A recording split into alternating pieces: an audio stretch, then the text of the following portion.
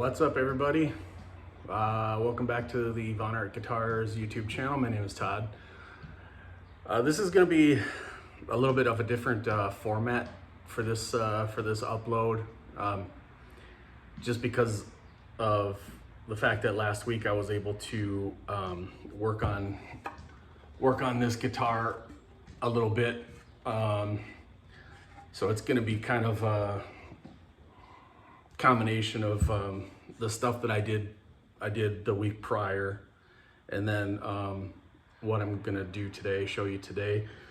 But just to get you back up to speed, this is the Mopar guitar that I'm building, Mopar themed guitar that I'm building. That's it's gonna, as you can see by the body shape, or the uninitiated, it's a Firebird style, Gibson Firebird style guitar. So what I was able to do last week, if you remember me, I was talking about, I was undecided about the kind of like the size and the style of the control cavity that I wanted to route onto this one. I didn't want to have it be like a typical Firebird style control cavity, because then what you end up with is you end up with the volume and all the controls way down here, and that's in my mind, that's not really practical. I mean, I have really long arms, so if I was building this guitar for myself, it wouldn't be probably that big of a deal. But you know, for somebody, if somebody ends up playing this guitar, I mean, I'm building it for my brother. I don't want to say he's got short arms, but he's quite a bit shorter than I am. You know, so I figured I thought it'd be nicer to have some of the controls up here closer to where the pickup is. You know, so as you're playing, you know, you can get to the volume easily and quickly. So I made this template here. I guess you can't really see it that well, but so this is the cutout for the actual cover, and then that's where it says deep hole there. That's the deep hole for the controls. So as you can see there, I was able to get that routed.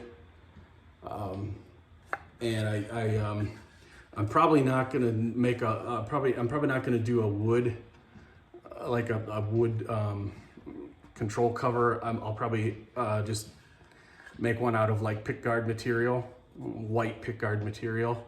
But I still I always like when guitar manufacturers and builders, when they put that little notch in there, so that when the cover goes on, I'm sure some of you guitar players out there know kind of what I'm talking about. Sometimes when you pull the screws out, if the actual cover is sunk down in there a little bit, even with the screws out, it's hard to get that out of there. Sometimes you gotta tap on it to get it to fall out, but with that little notch in there, you could just stick your finger under there and pull it out. So I kind of did that and just drilled the hole for the for the output jack, and then I you probably can't really see it, but I drilled the hole for the ground to ground the bridge, and then you're not gonna be able to see it, but I got the hole drilled for the wire, the pickup wire, to go into the control cavity. And so it's, you know, I'll just stop talking for now, and I'll show you a time-lapse video of all that work. Anyway, here's me.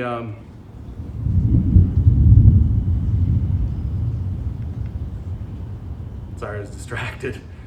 We got some thunder rolling in. You might end up hearing some thunder. It's been today's been pretty hot and humid here in Minnesota, and So I'm not surprised that there's a little bit of thunder rolling in. So anyway, enjoy this part.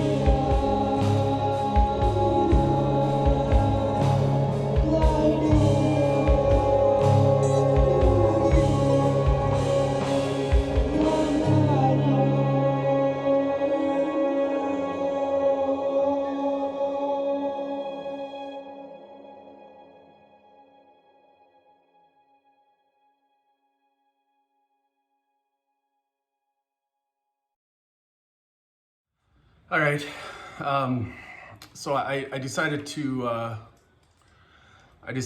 sit down for this part because the next thing that I need to do with this body is to cut with what they call, again, this is for people who are uninitiated and don't really know a lot of the lingo and terms and stuff for building guitars, but on a lot of guitars, in fact, give me a sec, what I'm gonna do with the Firebird is cut what the right here, see that contour there, that's called a belly cut. So if you're sitting down and you're playing, it's you know, the theory is that your belly kind of rests up against it, although a lot of people when they play they're kind of hunched over like this. So it's it's just for comfort purposes, and I figured I'd do a belly cut on the Firebird here on this one. So I'm gonna kind of show you how I do that. There's lots of different ways to do it, but this part here is one of my favorite parts of building a guitar, because it entails using hand tools. And while plunge routers and all that stuff, those are great tools to use, and very much needed in the process of building a guitar. But for some reason, I just whenever I can use hand tools during the build process, I prefer that. I just like it a lot better. So I'm just gonna put that right there for now. And there's no real, at least from my perspective, there's no real science to this. So I usually just, not sure how I can do this, but what I normally do is, so this is the back. I'll just kind of eyeball it and just kind of draw it in on the back here, and then the side profile, I'll draw it in as well, draw a line in there as well, and so that way I'll know how far I'm gonna cut down in this direction, and how deep I'm gonna cut into the body in this direction. I'm just gonna kind of start from on that end. I'm not gonna do a real deep belly cut with this one. I do want a little bit of a belly cut, because I was sitting down with this earlier. I kind of sat down with it and acted like, kind of pretended like I was playing, and that edge right there, it's a little uncomfy on the ribs there, so it'd probably be nice nice to have that belly cut in there. So anyway, let's just get this drawn in.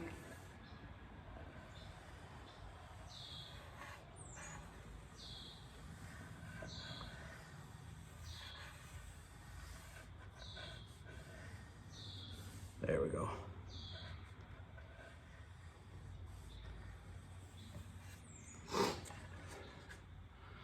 So that's about as deep or as far down as I'm gonna go. And then for this side, and I usually just kind of make the lines match up a little bit.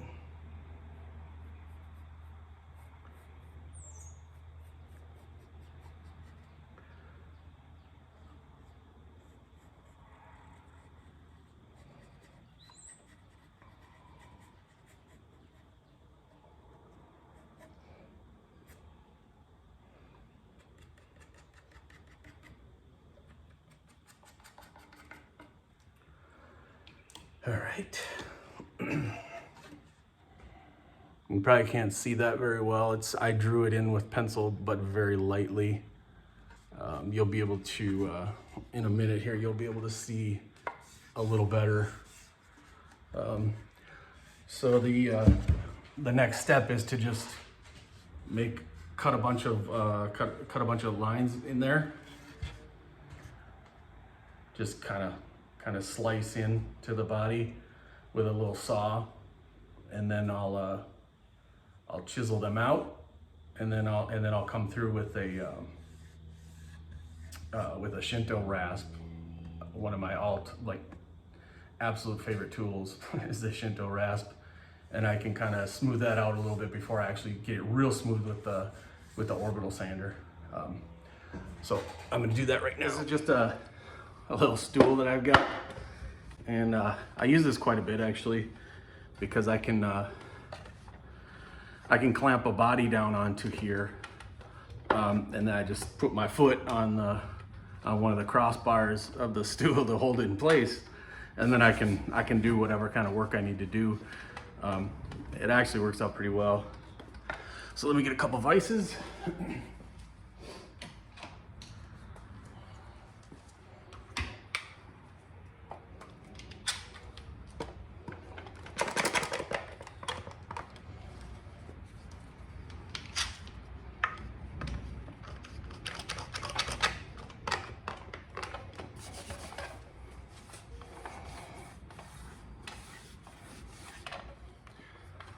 All right, so for this part, I typically use a 1.25 inch wide chisel, and then I just use one of these like crowbar deals for pounding. I mean, I could use a hammer, but I don't really like to use a hammer because sometimes it's this is pretty lightweight, and I've used a hammer before for this, and if I smack the end of the chisel a little bit too hard, it'll go in deeper than I want it to, and that usually sucks. So that's why I use these. So I just kind of come over like on this side here and kind of get it started.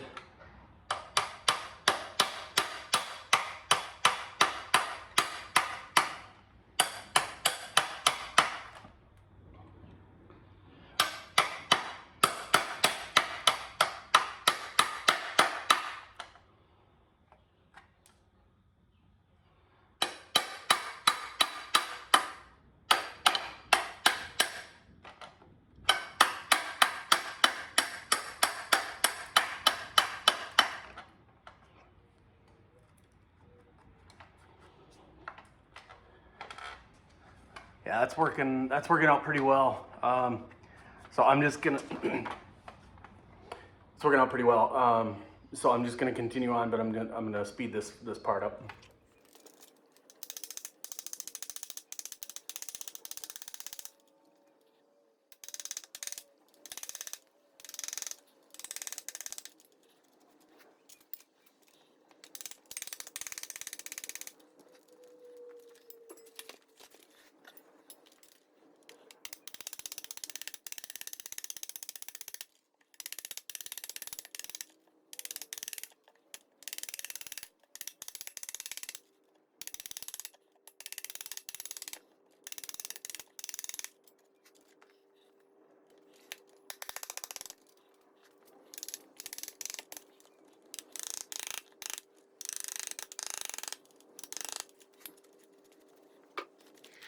All right, so you can see that there. It's a little crude looking right now, but that's just the first step. But now it's time to get out the old Shintel rasp, and I'll show you kind of how that's done.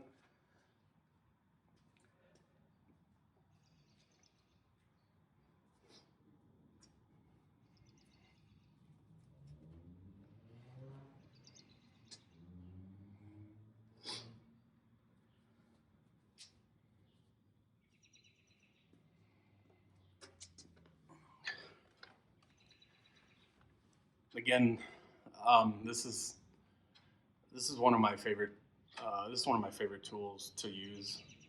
It's got all those little blades that are crisscrossed like that, and one side's got the teeth are a little bit. The teeth are a little bit more spread out. Less teeth per inch, so that would make a bit of a rougher cut. And then the other side, the teeth are a lot closer. There's more teeth per inch on the other side, and that's more for sort of doing like fine, not really detailed work, but it's a little less rip in the wood than the other side. And since I've already chiseled out most of this, I'll probably just I usually just go ahead and just start with the finer side, with the less, or I'm sorry, with the more teeth per inch. But the reason why these are designed the way they are, with these blades kind of crisscrossing in a sort of diagonal pattern like that, is because as you cut along the wood, and typically you want to follow the grain, but as you're sort of cutting the spot that you want to cut, um, with the blades being as they are, it makes quick work of it. I mean, it'll take off a lot of wood at just that one time. So that's kind of why I like to use this. Um, so yeah, it's a good tool to have if you're a guitar builder out there, and you don't have a Shinto rasp. I would highly recommend getting one of these. These are also really good for carving necks. So, or even if you're just a woodworker and you do different types of woodworking, this is a good tool to have. All right, so here we go.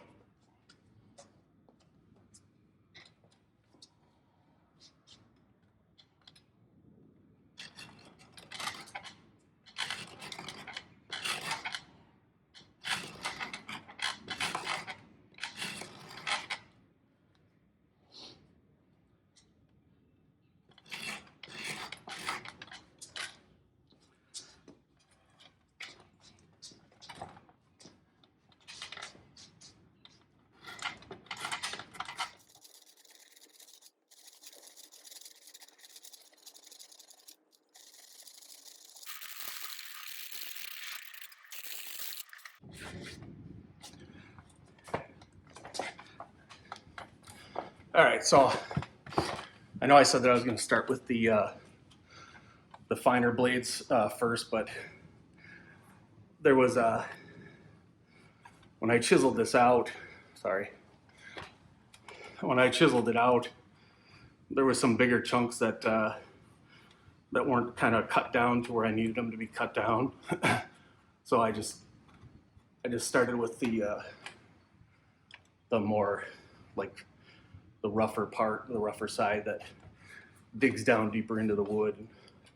Started out with that, and then I finished it up with the finer side. So now, as you can see, I've got the start of a nice little contour there, a nice little belly cut. So the next step is the final step is I just finish it off with the orbital sander, and I'll do that right now. All right. Originally, I wasn't really going to talk about this, but it's probably pretty important, and that's safety. Whenever you're using anything like an orbital sander like this, or anything that you're doing where you're going to be making a lot of sawdust, it's very important to wear a mask. That sawdust if it gets into your lungs and stuff, it's not good. So be safe and always wear a mask. I wear this when I'm sanding. I wear it when I'm painting. Sometimes I wear it even when I'm using the plunge router. It just depends. I mean, the plunge routers they don't make a lot of fine sawdust, but it's just a good practice, good habit to get into.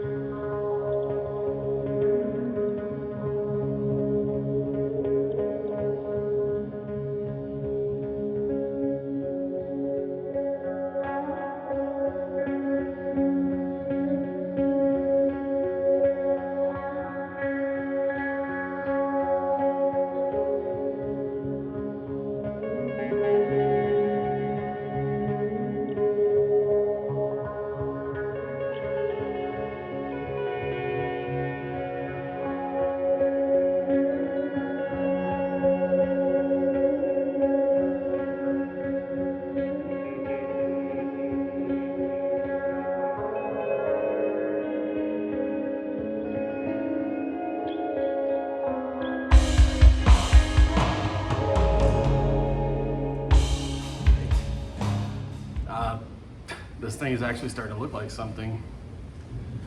So you can, I'm not sure how to hold this to show. Well, yeah, you can kind of see there now. Like it's got a, again, it's not. I didn't do it too. I didn't want to do it too deep,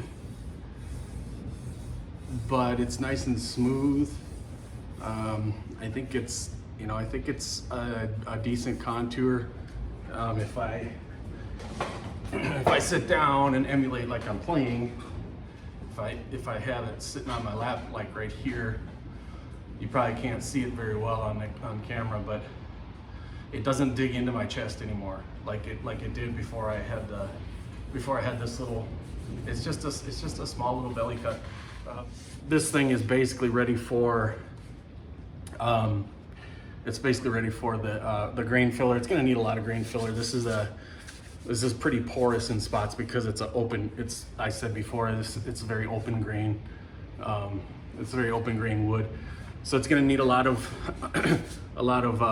grain filler. I'll probably do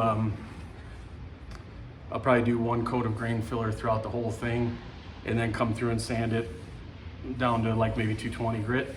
And then I'll probably do a whole nother coat of grain filler over the top of that, and then sand it down again, and then I'll be ready to prime it and start painting it. And I don't know when that's actually going to be because the weather needs to cooperate. It was 72 today and really humid, but they're talking like 50s tomorrow, and then on Monday like in the 30s again, and I think it's probably gonna be cold again for a while. So, but I got other stuff that I can work on. I'm gonna probably start working on the goddess for the great guitar build off as well. But that's where we're at with this one.